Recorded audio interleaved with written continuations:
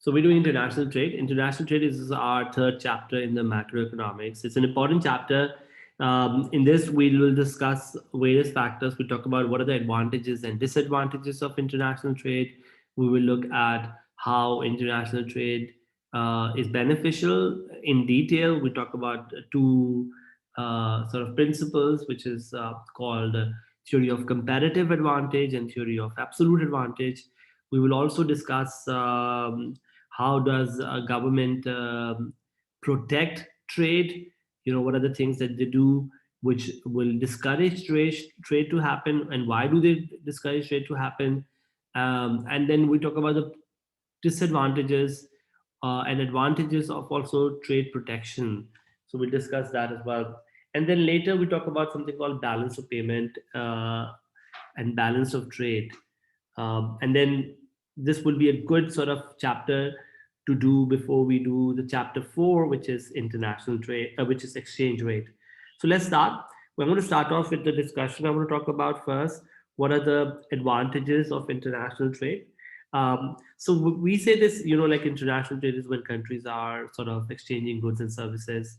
And the first big advantage, you will agree with me, is the fact that there are lower prices that happen in when you are trading internationally. Consumers are able to buy the less expensive products, and producers are able to purchase less expensive inputs from international market. And why is it that international producers may have a lower price? Well, there could be many reasons. They might have more resources, they may have different quality of inputs, they may have different quality of capital or technology, or they may have what we call comparative advantage, which we'll discuss later. But whatever the reason is that, or they might be producing in a very, very large quantity, so they have a lower average cost. So that basically means that when you are buying it from abroad, it could be possible that you can go get goods at a very, very low price.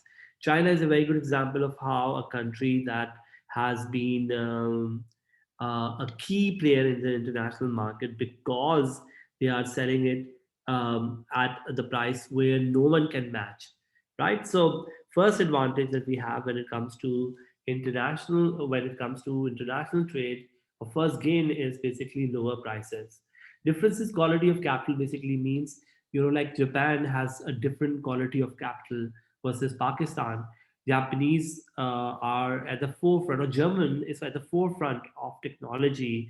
And that's why when you have a difference in the quality of capital, better machinery, better infrastructure, you are definitely going to make a good which is not only of higher quality but also of a lower price. Make sense, Anish? Are we good? Is there anyone with a question? Anyone before we move on to point number 2?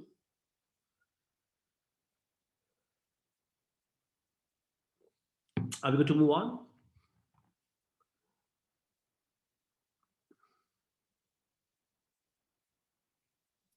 Yeah, Madhya, are we good to move on? Everyone else, are we good to move on?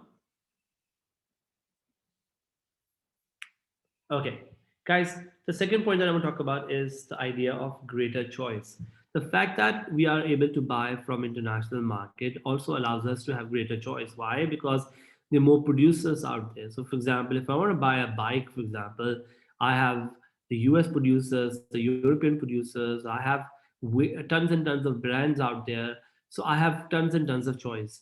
That choice basically means not only lower prices, but that choice also means that you can get any quality of the product, which means you can have a higher standard of living because of the greater choice you have, because you have access to greater quality of products that are out there. The second big advantage that we see of international trade is that it provides variety and greater choice to consumers, leading to higher standard of living. Make sense, guys? Any questions? Are we good to move on?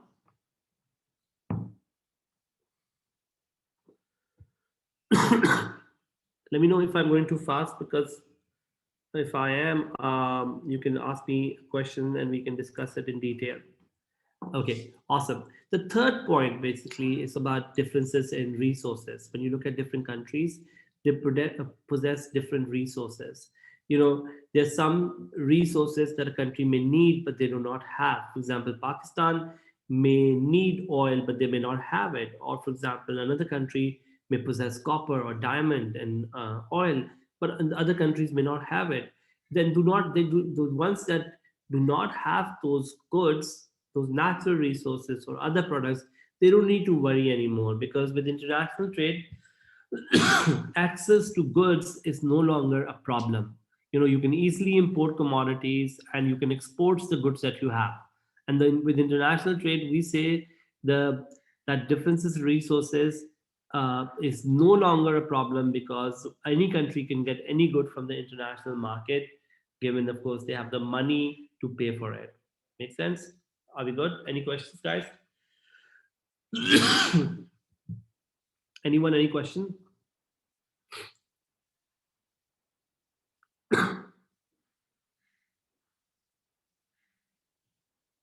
Are we good to move on?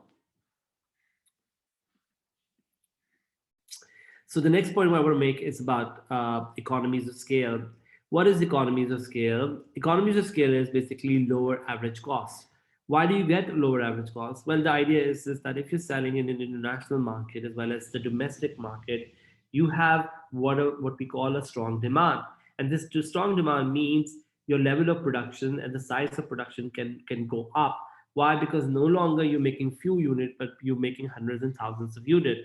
And this increased level of production basically means that you have what we call a scope for economies of scale, which means lower average cost due to higher quantity produced. So what we say is this: when your quantity goes up, guys, when the quantity goes up, your average cost will fall. And this lower average cost will result in basically, from a producer perspective, he can offer lower prices, right? But at the same time, lower average cost is good news, guys. Why is it good news? Lower average cost is good news because this leads to more profits. Okay, there's a more profitability. Also from the consumer perspective, they will be happy because they are offered lower prices, and therefore the affordability factor will go up. The fact therefore is that if, when you are producing for a larger market, you are able to lower your cost significantly. And this lower cost, by the way, happens for many reasons. This lower cost happen from a worker's perspective. Yeah, maybe higher incentive to work. Although economies of scale means specialization, and sometimes specialization can have its own problems, as we saw in the discussion earlier. But why do we have a lower average cost? We have a lower average cost basically, guys, because we are producing in bulk in large quantities, and those economies of scale happen because you might be buying inputs cheaply. You might have financial economies of scale, like firms can give you lower cheaper capital, because banks can give you cheaper capital because you're a large player in the market. Also, you can get cheaper inputs because you're buying in bulk. Or you might also have what we call sometimes managerial economies of scale, where you are um, getting what you call lower lower sort of Madhya, this economies of scale point. So economies of scale is simply the idea that your cost per unit goes down when you're producing in large quantities. Why are you producing large quantities? Because you're selling it to the international and domestic market. So now you have a larger market to sell, right? Why do we have a lower cost? Well, there's many reasons why you have a lower cost when you produce in bulk. Number one, you buy inputs in bulk. Number two, you can get cheaper capital from banks because you're a large player. Number three, you can also have lower cost of production because there is what we call managerial economies of scale, where your managers are now specialists in different fields and so on and so forth. Make sense? So the idea goes this, that from firm perspective they can make more profits.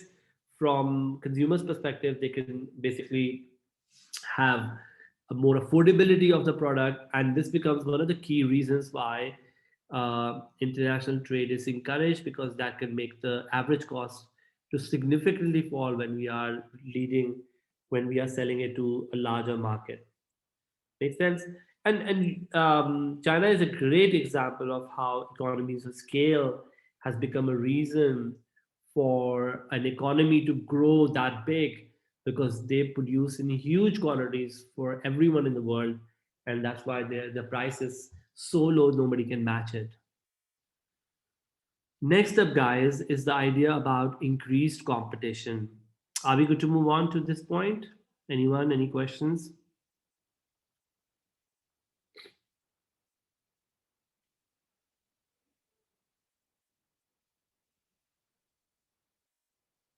Okay, let's move on to the next point, which is increased competition. The idea behind increased competition is just when you're selling into international market, clearly there are more players, and not only you have domestic players, but you also have international players. And both domestic players and international players would mean there will be more competition. More competition basically is not bad, but it's actually good because this can lead to more efficiency for the firms.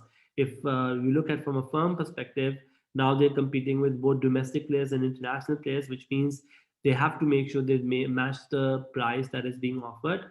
They need to make sure they offer greater quality and variety. And from a consumer perspective, more competition can lead to lower prices.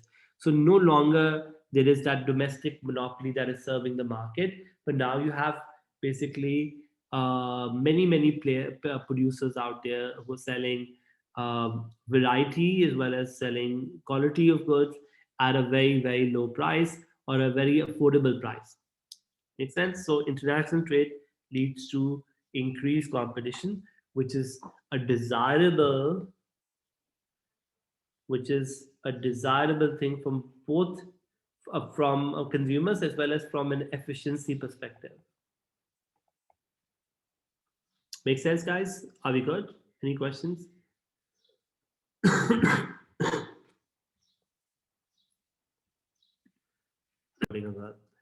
Okay, guys, the last point is more efficient allocation of resources. What do you mean by more efficient allocation of resources? Well, the idea goes this, that if there is international trade, there will be what we call specialization that will take place. Countries will only focus on goods that they are efficient at producing. For example, if I'm Pakistan, I'm not going to be making a car, or I'm not going to be making, for example, a good that I don't have any advantage. I will only be focusing on goods that I'm good at. And if every country decides to focus on goods that they are efficient at producing, then we call this, according to competitive advantage, which is a theory that I'm going to discuss tomorrow.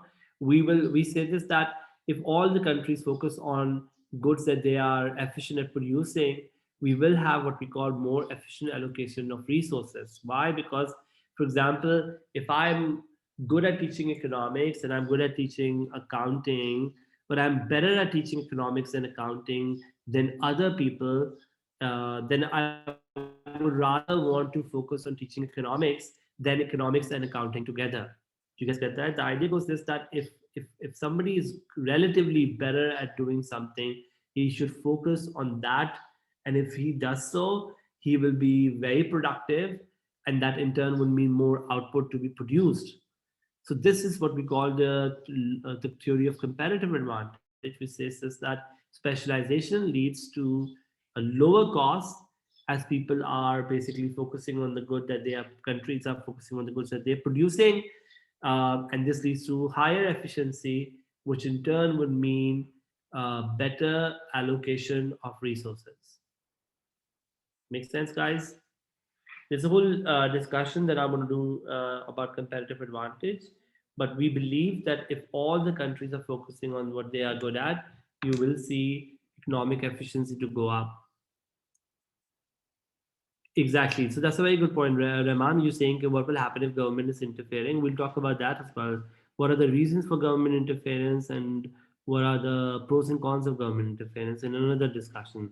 But right now we are assuming, we are thinking, what are the advantages of international trade to begin with? So these are the advantages of international trade. Any questions, guys?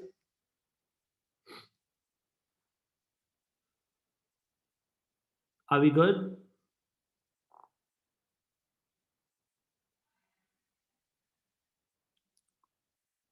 Is that fine, guys?